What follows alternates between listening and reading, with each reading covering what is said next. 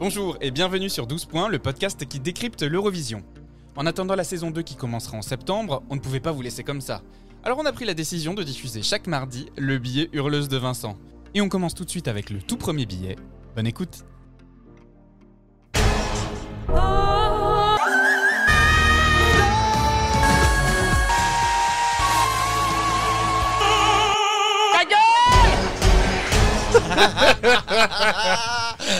Quelle belle introduction, merci Thomas. Et donc si vous ne l'avez pas deviné, eh bien c'est le billet spécial hurleuse.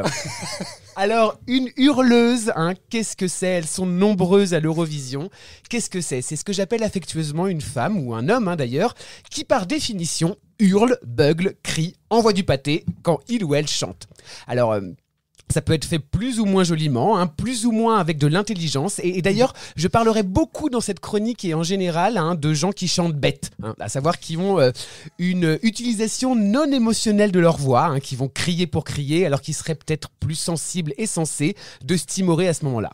Alors, on va parler de voix de poitrine et de voix de tête, et pour vous la faire ultra courte, on va dire que la voix de tête est majoritairement utilisée dans l'opéra et que la voix de poitrine est majoritairement utilisée dans la comédie musicale. On parlera aussi de voix mixte, qui est comme son nom l'indique, un mix des deux techniques. Alors ce topo fait, aujourd'hui, je vais vous parler de Anja Nissen.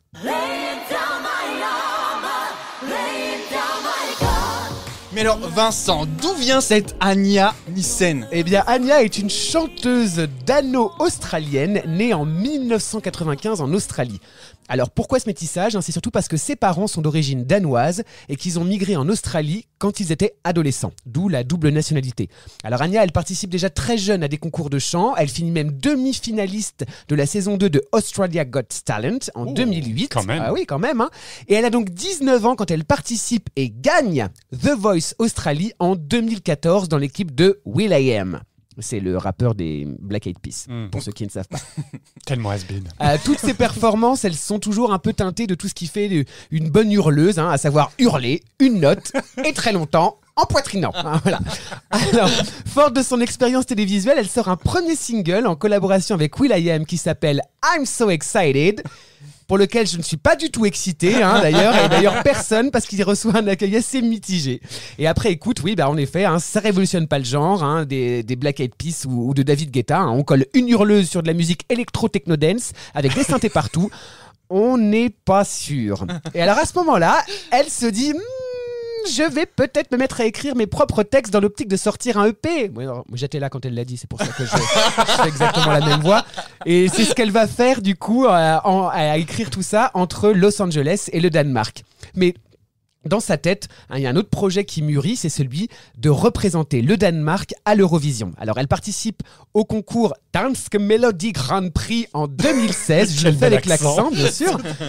Elle participe au Dansk Melodi Grand Prix en 2016 avec la chanson Never Alone, qui est écrite par la gagnante danoise de l'Eurovision en 2013, si on s'en rappelle bien, Emily de Forest, avec le titre Only Teardrops. Une petite flûte. Oui, tout à fait, le petit flutio. Mais elle arrive en deuxième position, derrière le groupe Lighthouse X, avec leur chanson Soldiers of Love, dont moi je me souviens pas, pour le coup, vraiment pas.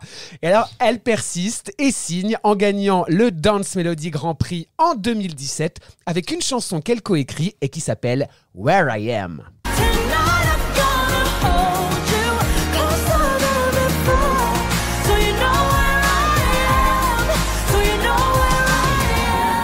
Alors parle-nous un peu de sa performance à l'Eurovision 2017 justement. Et alors avec Where I Am, à savoir où je suis en franco-français, on est sur une power ballade classique assez bien branlée, qui suit les codes attendus de ce genre musical. Il n'y a pas de truc qui dépasse, tout est bien rangé, le schéma il est très clair, ça fait couplet, refrain, le pont, la note beuglée.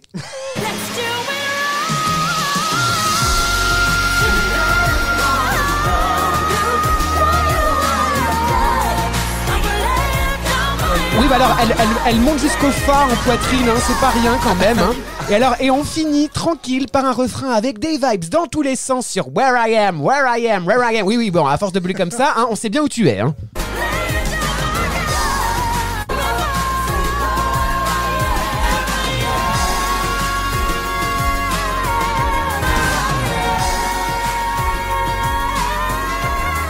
Et alors, je voudrais... Ça bugle, mais ça bugle, mais l'accompagnatrice aussi, hein. Ah oui, la choriste bugle aussi, elle est un peu fausse d'ailleurs, mais bon, ça c'est un autre sujet. Et alors du coup, au niveau de la mise en scène, hein, elle est complètement similaire à sa précédente chanson Never Alone, avec les mêmes mouvements de caméra autour d'elle, le même moment à genoux pour beugler comme une prière élancée vers le ciel avec flash et paillettes qui tombent, enfin voilà. Le reste du temps, hein, on suit le texte, elle est timide, elle est pas claire sur ses sentiments parce qu'elle a peur, gna gna, elle est douce et fragile, gna gna, donc on a des images de flotte derrière. Love, peace, peace. Des images de flotte derrière dans les tons bleutés et hop, une petite goutte qui tombe et qui fait des cercles. J'ai un petit peu froid, voilà, bon. Hein, et alors, dès qu'elle laisse exploser la passion, c'est le feu, les flammes, les cotillons, les marionnettes, pom sur la Garonne. Hein, moi, je vous le dis tout de suite. Hein. Pour au final, hein, sur ces vibes tout donné, on y va. Feu d'artifice, wind machine, robe rouge et cheveux dorés qui flottent, un régal.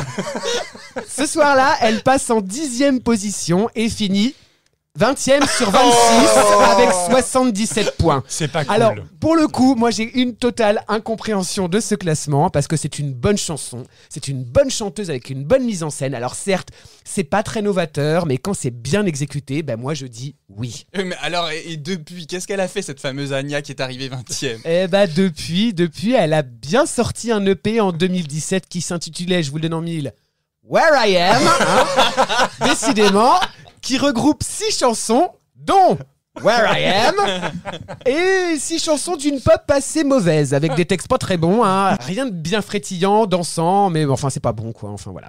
Alors jusqu'à ce qu'elle nous revienne l'année passée en 2020 avec ce titre Can't Do This. C'est une pop électro avec une voix un peu plus maîtrisée, beaucoup moins poussée, alors qu'on écoute avec plaisir, avec un cocktail à la main, en se dandinant langoureusement au bord d'une piscine ou dans un fjord danois. Hein.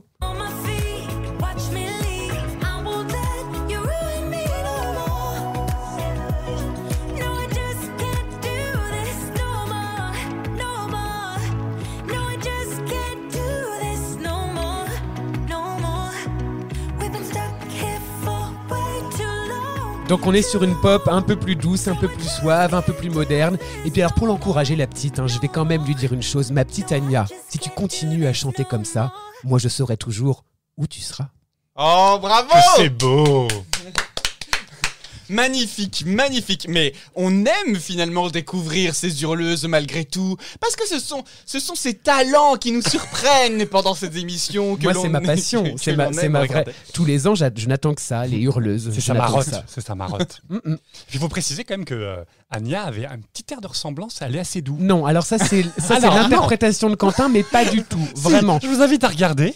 Il y a un petit air. Moi, je trouve qu'il y a du Léa Seydoux là-dedans, avec les dents du bonheur. Bah, en tout cas, moi j'ai appris à découvrir cette chanson et à l'apprécier, hein, comme l'autre que j'ai écouté en boucle aussi. Et je suis assez surpris de voir que, au-delà juste des 3 minutes de découverte d'une chanson, le fait d'écouter, les réécouter, les apprécier, ben, on se dit que tout n'est pas finalement que de la merde. Ah mais non, mais loin de là. Il y a des très bonnes choses. Mais loin de là, parce que vraiment les gens pensent vraiment à un concours kitsch et tout machin, mais il y a des super morceaux enfin. Bon, il y a aussi de la daube, hein. On va pas se le cacher. En tout cas, magnifique chronique celle des hurleuses. Vivement la prochaine. Yeah.